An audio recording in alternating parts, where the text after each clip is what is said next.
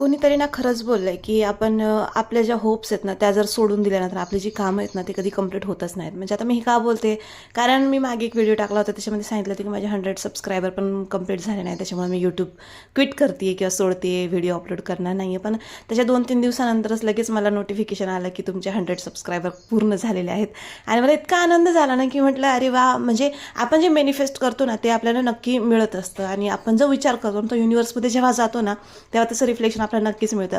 तर असू द्या बघा, रविवारचा दिवस होता आणि अशा प्रकारे आमच्याकडे रविवार असतो. सगळी मुलं सुट्टी असल्यामुळे अशा प्रकारे गोट्या खेळत होते. आज काही आमच्याकडे कोणी आलं नव्हतं, कारण त्यांना गोट्या खेळण्यामध्ये फार आनंद येत होता.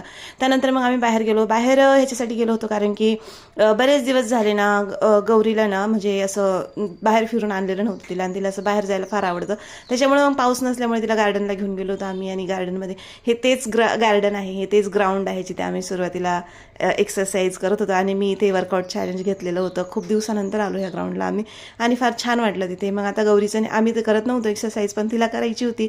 मग तिला म्हटलं, ठीक आहे, तुला जे करायचं, म्हणजे तिच्या बाबांनी तिला छानसं असं तिची एक्सरसाइज करायला लावली. आणि त्याच्यानंतर मग खूप गर्दी होती, रविवार असल्यामुळे सगळी मुलं तिला बघून अशा प्रकारे आम्ही पण करू शकतो, आम्ही पण करू शकतो म्हणून अशा प्रकारे ते करत होते. आणि छान गेला आजचा रविवार. भेटूया उद्याच्या ब्लॉगमध्ये. बाय.